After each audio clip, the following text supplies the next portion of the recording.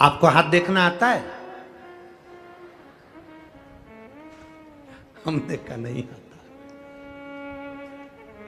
आपको पत्रिका देखना आता है? हमने कहा नहीं आता। क्यों? क्या हुआ? हमने दिखाई थी कोई से, हमने जिससे पूछा, परंतु हम पूछते हैं उनसे कि हमारा अच्छा दिन कब आएगा, कितने दिन के बाद हम कोई अच्छा काम करें, हमारा वक्त कब अच्छा हो सकता है। पत्रिका दिखने वाले के पास जाओगे, हाथ दिखाने वाले के पास में जाओगे तो हर व्यक्ति जितने हो, तुम पत्रिका वाले के पास और हाथ दिखाने वालों के पास जाकर पूछते हो मेरा अच्छा वक्त कब आएगा, जरा मेरा भाग्य देखकर बताओ। शिव पुराण कहती है अच्छा वक्त आज ही है, तू आज से ही कोई अच्छा काम चालू कर दे, बस तेरे दिन फिर जाए। हम इंतजार करते हैं अच्छे वक्त का, वक्त अच्छा आएगा तब मैं यह काम करूंगा, वक्त अच्छा आएगा तब मैं यह काम करूंगा, वक्त जब अच्छा आएगा तब मैं यह काम करूंगा। हम किसी से अकड़ में कह देते हैं मेरा वक्त आन दे तब मैं दिखा दूंगा कि मैं हूं क्या, मेरा समय आन दे तब मैं दिखाऊंगा कि मैं हूं क्या, मेरा वक्त आन दे तब मैं दिखाऊंगा कि मैं हूं क्या। और तब हम कहते, लोगों के सामने कहते रहे, और एक दिन छाती में दर्द हुआ, हॉस्पिटल लेकर गए और डॉक्टर साहब ने कह दिया इसका वक्त आ गया। छाती में दर्द हुआ और डॉक्टर ने कह दिया इसका वक्त आ गया। अब समझो कि हम इतनी अकड़ में जिंदगी जी रहे थे, मेरा वक्त आन दे तब मैं बताऊंगा, मेरा वक्त आन दे तब मैं बताऊंगा। परमात्मा कहता है वक्त किसी के हाथ में नहीं है। घड़ी तुम पहन सकते हो, घड़ी में समय तुम देख सकते हो, घड़ी तुम धारण कर सकते हो, पर समय तुम्हारे हाथ में नहीं है। घड़ी तुम्हारे हाथ में हो सकती है, पर समय तुम महाकाल के काल अधिपति के हाथ में है।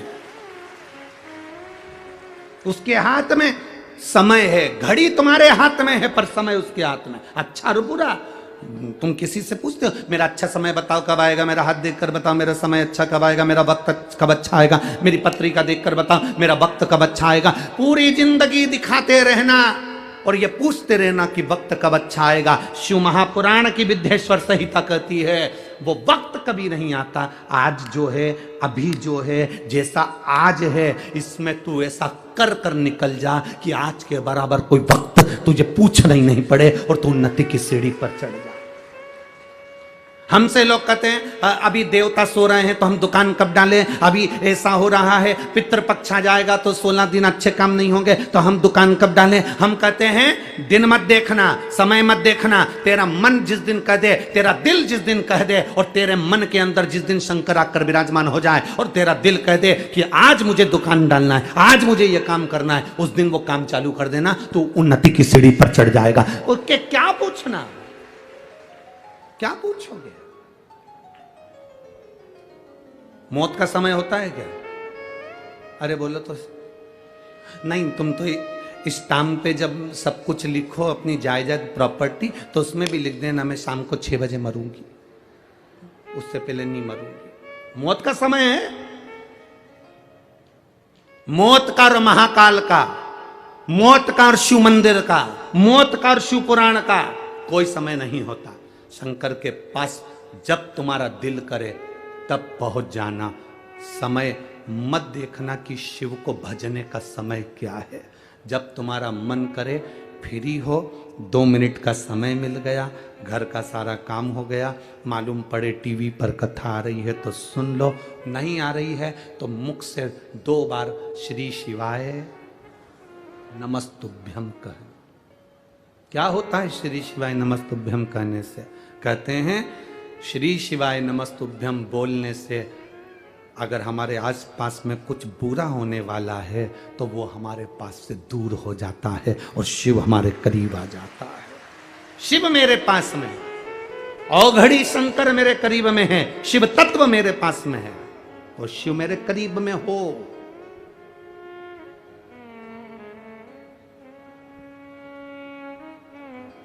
एक बच्चे के शरीर में बुखार आता है, उसको कष्ट रहता है, तकलीफ रहती है, तो बच्चा अपनी मम्मी और पापा से, पापा मुझे डर लग रहा है, तुम मेरे पास आ जाओ ना पापा। माँ मुझे डर लग रहा है, मम्मा तुम मेरे पास आ जाओ ना। काका मुझे डर लग रहा है, तुम मेरे पास आओ ना। काकी मुझे डर लग रहा है, तुम मेरे पास आओ ना। छोटे छोटे मुलगा मुलगी एक शब्द कह देते हैं, छोटे छोटे बच्चे एक शब्द कह देते हैं, आई मुझे डर लग रहा है, मेरे पास आओ ना।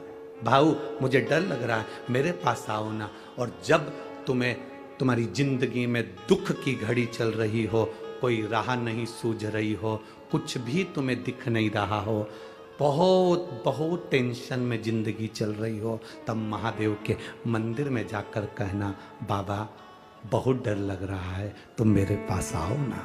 शिव को बुलाओ, बाबा बहुत डर लग रहा है, तुम मेरे पास आओ।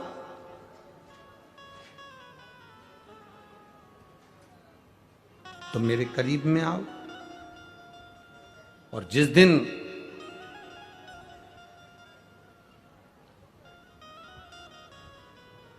बाबा को तुम दिल से पुकारोगे, वो तुम्हारे सम्मुख में होगा, तुम्हारे नजदीक। पर हमारी आदत इतनी विचित्र है ना कि हम बाबा को अपने पास बुलाने में उतना समय नहीं लगाते जितना समय हम निंदा और बुराई में लगाते। शिव की भक्ति में और अपनी मेहनत में, शिव की भक्ति में और खुद की तरक्की में, किस किस चीज में, जम के बोलो जरा, शिव की भक्ति में और खुद की तरक्की में इतना वक्त लगा दो, इतना वक्त लगा दो कि दूसरे की निंदा करने का और बुराई देखने का वक्त ना बचे।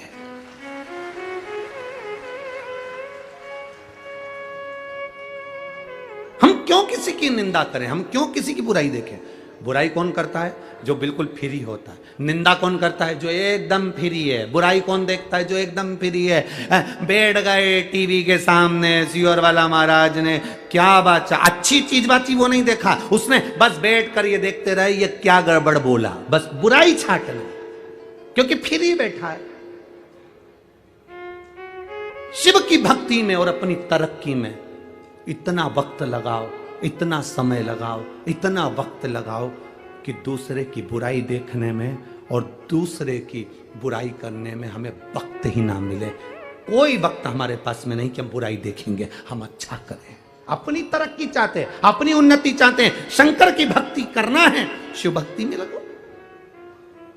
हम मंदिर भी गए हैं ना तो दो चार बात कर कर आते हैं लोगों से, दो चार बात करके आते हैं, भगवान की बात नहीं करते। मंदिर गए और जाते से पूछा, क्यों आज तेरा मुंह उदास है, क्या हो गया? बस मेरी बहू ने ऐसा कर दिया। हम मंदिर गए और फिर वहां जाकर विचार करा, क्यों कथा में नहीं आई? अरे अब क्या करता, तो तेरे यहाँ गाड़ी नहीं है क्या? कोई छोड़ने वाला नहीं है क्या? नहीं, बेटा ले जाता है गाड़ी, एक बार गाड़ी बहू ले जाती है। हम निंदा में लगे। मंदिर जाने के बाद तो हमारी बुद्धि चित्त ये सब परमात्मा में लगना चाहिए। शिव महापुराण की कथा में आने के बाद तुम्हारा दिल कथा में लगना चाहिए, तुम्हारा चित्त कथा में लगना चाहिए। कल कोई कह रहा था, गुरुजी ये पुणे महाराष्ट्र में जो कथा हो रही है सांगवी में, एक सुई भी गिर जाए ना गुरुजी तो कथा में मालूम पड़ जाए कि कहां गिरी है। इतनी साइलेंट रहकर लोग कथा सुनते हैं, इतना साइलेंट है। इसी को शिव भक्ति कहते हैं। भक्ति में अपना समय लगा दिया और अपनी तरक्की में अपना समय लगा। कहां फालतू का समय लगा। लोग फ्री बैठे हैं दिन भर बुराई करने के लिए, दिन भर निंदा करने के लिए। आप फ्री ना बैठे। मां उस ब्राह्मणी ने अपनी बेटी को संस्कार दिए, संस्कार दिए तो बेटी गोदी में बैठकर रोती है कि अब मुझे तीर्थ दर्शन में तीर्थ स्नान कौन कराएगा।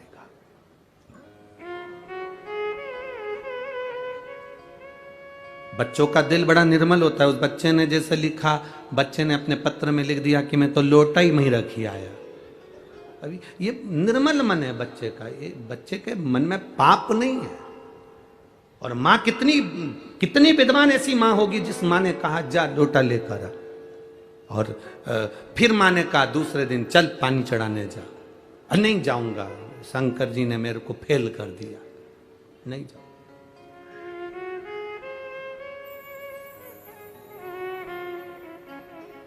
अब उस बच्चे को कौन समझाए, रिजल्ट में फेल हो सकता है पर उसकी करुणा में तू पास हो गया, उसकी दया में तू पास हो गया। कौन समझाए उस बच्चे को। लोटा लेकर आ गया, रख दिया। ये विश्वास, दृढ़ता। ये एक पत्र और है बड़ा सुंदर, देखिए उस पत्र में एक बहन ने लिखा,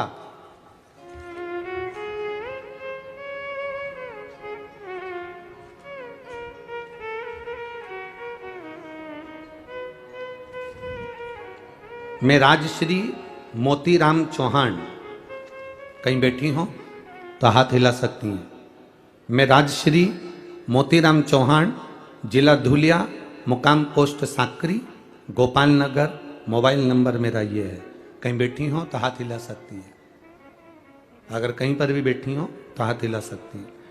मोती नगर में राजश्री मोतीराम चौहान, जिला धुलिया, मुकाम पोस्ट साकरी, गोपाल नगर, मोबाइल नंबर ये।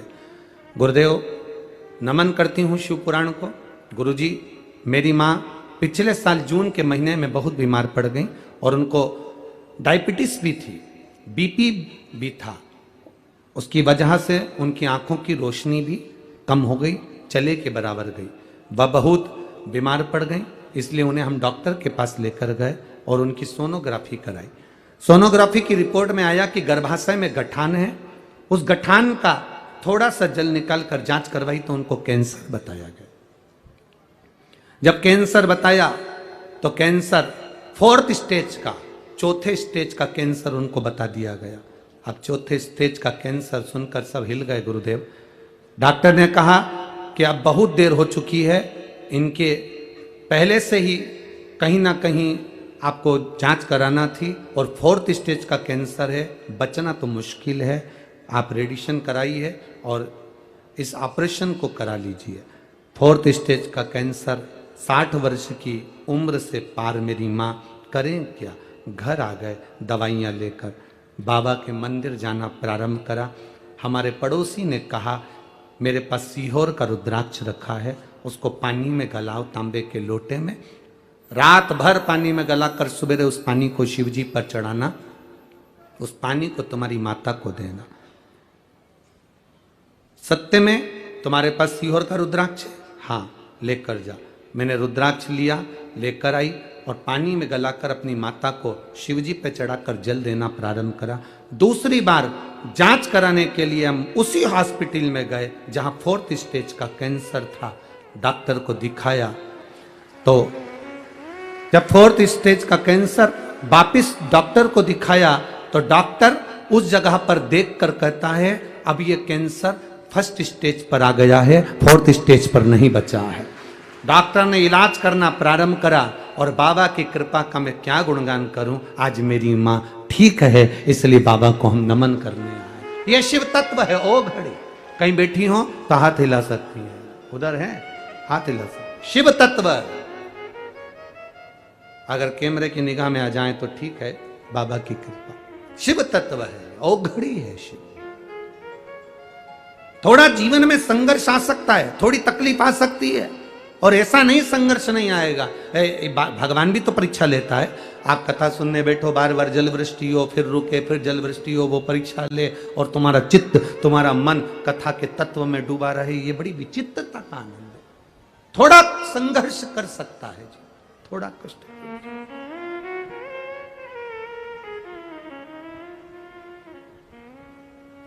महाराज, अरे तेरा ही दिया मैंने खाया पिया है, तेरा शुक्रिया, तेरा शुक्रिया। मुझे भोले बाबा ने बहुत दे दिया है, तेरा शुक्रिया, तेरा शुक्रिया। मिले समय और बाबा दे तुम्हारे को तो कुछ अच्छा करने का प्रयास जरूर कर, कुछ अच्छा करो। और कितना सुंदर एक भजन की लाइन में आप लोग कहते हो ना कि भला किसी का जम के बोलो जरा, भला किसी का कर ना सको तो बुरा किसी का मत करना। फूल नहीं बन सकते तो कांटे बन करना। अच्छा करने का प्रयास करो।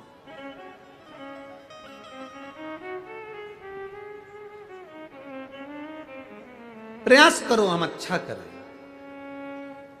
प्रयास करो हमारे हाथों से कुछ अच्छा हो। बहुत कठिन होता है दूसरे को बदलना। पर शिव महापुराण की कथा में ये सिद्धि विनायक जो दूसरे नंबर का, अष्ट विनायक में दूसरे नंबर के विनायक की जो कथा चल रही है, ये हमें सीख दे रही है। ये हमें सीख दे रही है कि कुछ अच्छा करना है, कुछ अच्छा प्रदान करना है। मां ने अपनी बेटी से कहा, तू क्यों चिंता करती है मां, मुझे भी पवित्र दिन आया तो पवित्र नदी में स्नान करने जाना है। पिता थे तो ले जाते थे, मुझे ले जाएगा कौन? अब मुझे कौन लेकर जाएगा? आप पुकारो तो मां ने कहा, तू चिंता मत कर, चल मैं तुझे लेकर चलती हूं, मैं तुझे लेकर चलती हूं।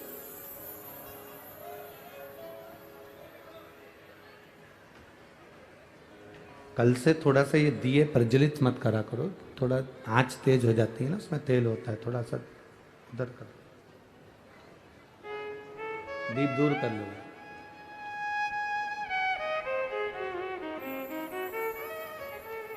अब तुझे लेकर कौन जाए? कौन लेकर जाए? रखे रहने दो यहीं पर, हाँ एक साइड रख दो बस। अब तुझे लेकर जाए तो जाए को। मां कहती है क्यों चिंता करती है?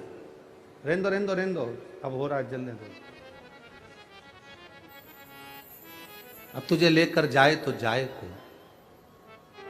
शिव कथा कह रही है, मां कहती है मैं तुझे लेकर चलूंगी, मैं ले चलती हूं तुझको। और मां अपनी बेटी को जब ले जाने लगी, ले जाती है।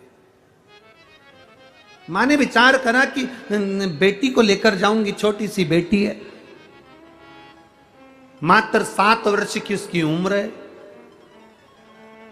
केवल 7 वर्ष की उसकी उम्र है, छोटी सी बेटी है। भूख लगेगी रास्ते में, एक काम करती हूं, घर में बासी रोटी रखी हुई थी। बहुत सावधानी से सुनना सिद्धि विनायक भगवान की इस कथा को। भादों के महीने में मिल रही है तो ये जिंदगी का एक आनंद देने वाली है। बासी रोटी घर में रखी हुई थी। मां ने, ब्राह्मणी ने उस बासी रोटी को चूरा करा, चूरा कर कर उस बासी रोटी को चूर कर उसमें थोड़ा सा गुड़ मिला लिया, उसमें थोड़ा सा गुड़ मिला लिया और गुड़ को मिलाकर उसका लड्डू तैयार करा मां ने। 4 लड्डू मां ने बनाए, 2 बेटी खा लेगी, 2 मैं खा लूंगी। पानी की छाजल, झारा पानी का एक झारी साथ में रख ली, आधा पानी बेटी पी लेगी, आधा पानी मैं पी लूंगी। 4 लड्डू छाजल का जल लेकर मां और बेटी दोनों चल दिए, दोनों चल।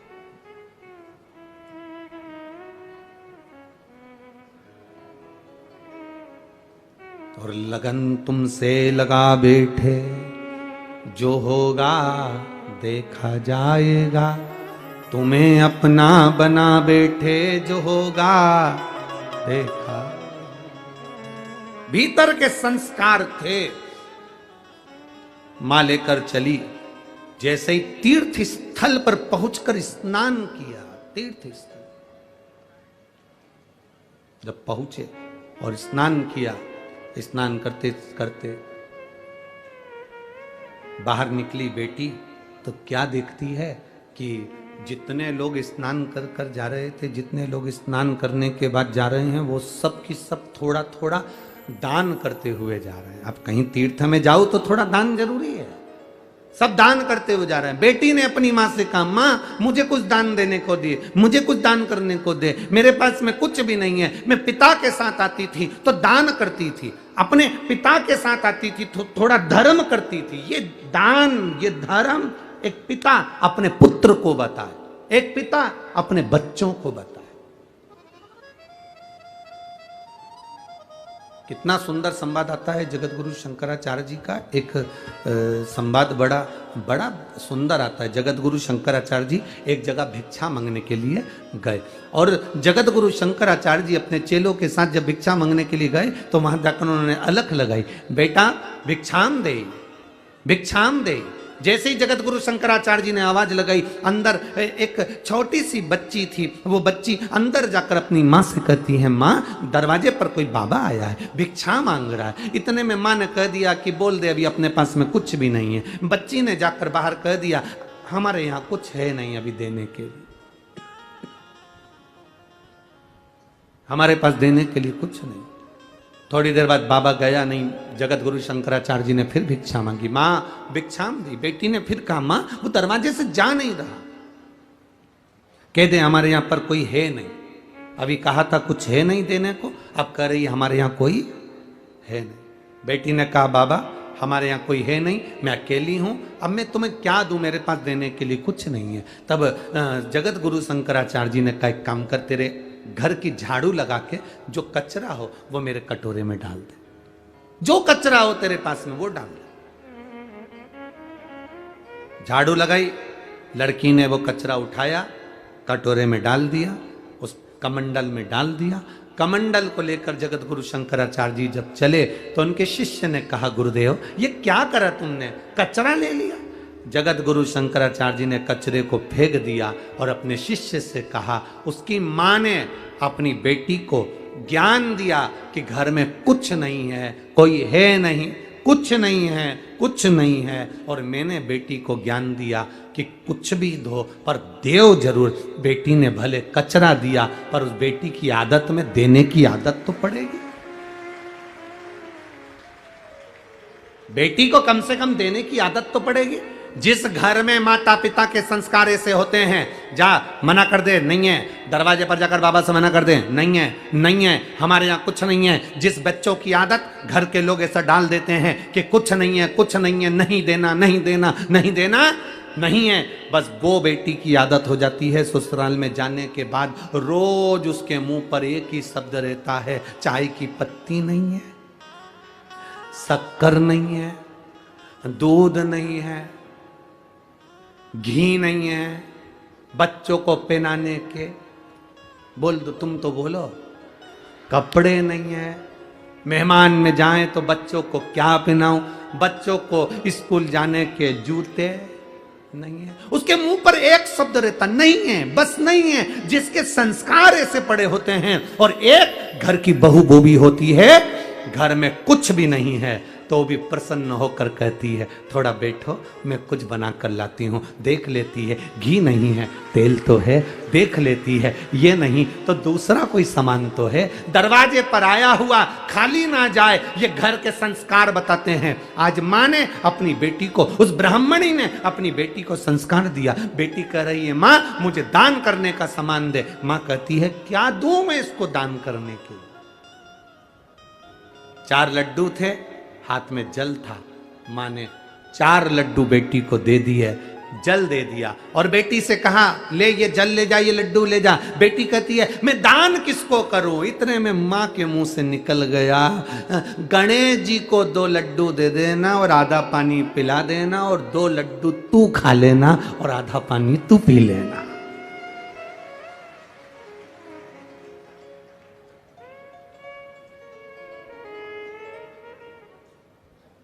ये संस्कार है। ये नहीं कहा कि, कहा गणेश जी को 2 लड्डू दे देना और आधा पानी तू पी लेना और आधा पानी गणेश जी को पिलाना, ले जा जा।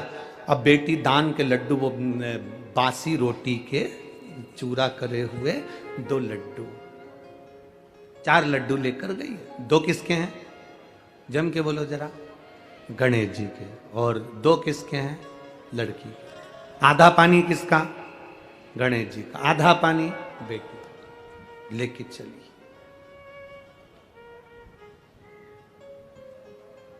अब बासी रोटी का चूरा का लड्डू, आज के जमाने में बासी रोटी का चूरा करके अगर घर के किसी सास बहू को दे दे या बहू सास को दे दे तो दोनों के मुंह भगोने जैसे हो जाते हैं, भगोने जैसे। और वो भगोना भी ऐसा जो बहुत दिन से नी मंजा ही नहीं है, ऐसा भगोने जैसा। और इंतजार करती है बहू, इंतजार करती है अपने पति को, देख लो तुम्हारी मम्मी को, मेरे को 4 दिन घर में काम नहीं करना था ना तो मुझको बासी रोटी खाने को दी है। मैं रजस्वला धर्म से हो जाती हूं तो मुझे खाने को भी ठंडी रोटी मिलती है। और फिर इधर सास भी कह देती, देख ले तेरी बहू को मुंह में दांत नहीं तो भी बासी रोटी खाने को देती है। बेचारा पति बीच में मंदिर के घंटे की तरह टंगा।